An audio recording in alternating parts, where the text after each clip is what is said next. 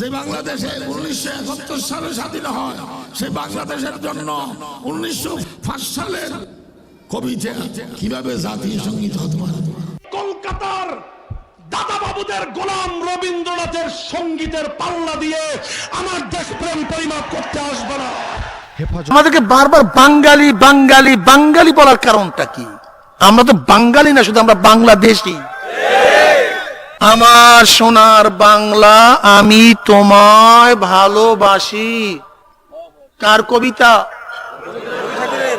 লিখছে কবে? 1905 বেটা, 1900 কবে লিখছে?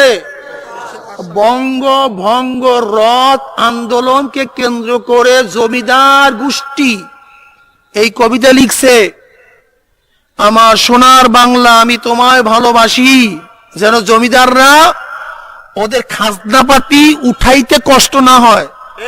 আর যদি বঙ্গভঙ্গ হয়ে যায় তাহলে ওদের খাজনাটা কমিয়া যাবে।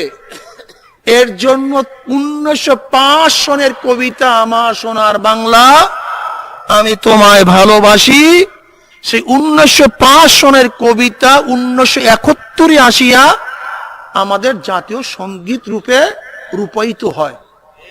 কথা ঠিক না ভাই? শব্দটা কি? আমার সোনার বাংলা। 1905 সনে তো বাংলাদেশ নামে কোনো দেশ ছিল না। 1971 বাংলাদেশ সম্পর্কে একটা দেশ হয়েছে। তো 1905 সনের কবিতা,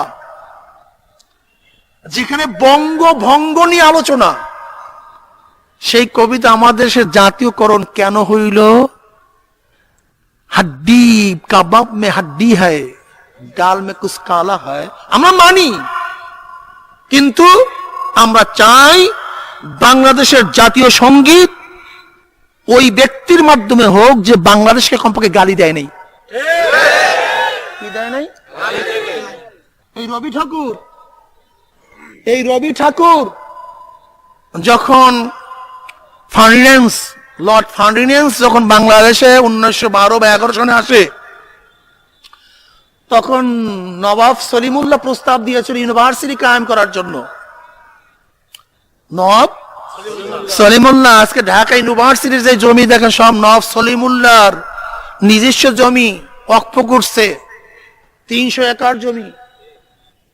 তখন লর্ড হার্ডিনিসের কাছে যখন এই প্রস্তাব দেয়, তখন এই রবি ঠাকুরও ওই ক্যালকাটা বসে বলছিল ওরা সব মূর্খ, বাঙালি সব মূর্খ, ওদের জন্য আবার ইউনিভার্সিটির প্রয়োজনটা কি? এই রবি ঠাকুর, কথা বুঝাতে পারছি?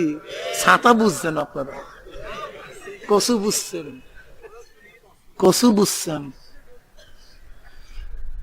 প্রতিবাদ করছিল ইউনিভার্সিটি না হওয়ার জন্য। রবি ঠাকুর প্রতিবাদ করছিল যে ইউনিভার্সিটি বাংলাদেশে করা হলে মুসলমানরা শিক্ষিত হয়ে যাবে।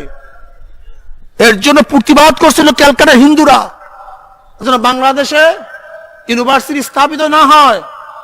কিন্তু পরবর্তীতে ইউনিভার্সিটি হয়েছে, কিন্তু নবাব সলিমুল্লাহ 15 সনে মারা গেছে, ঢাকা ইউনিভার্সিটি কায়েম হয়েছে 1921 সনে।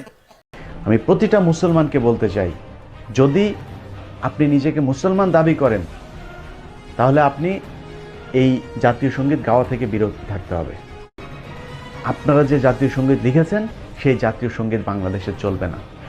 আমি প্রতিটা মুসলমানকে বলতে চাই, যদি আপনি নিজেকে মুসলমান দাবি করেন তাহলে আপনি এই জাতীয় সঙ্গীত গাওয়া থেকে বিরত থাকতে হবে।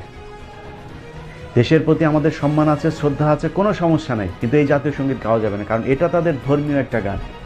এই ধর্মীয় একটা কবিতা গানকে আমরা জাতীয় সঙ্গীত হিসাবে নিতে পারি না।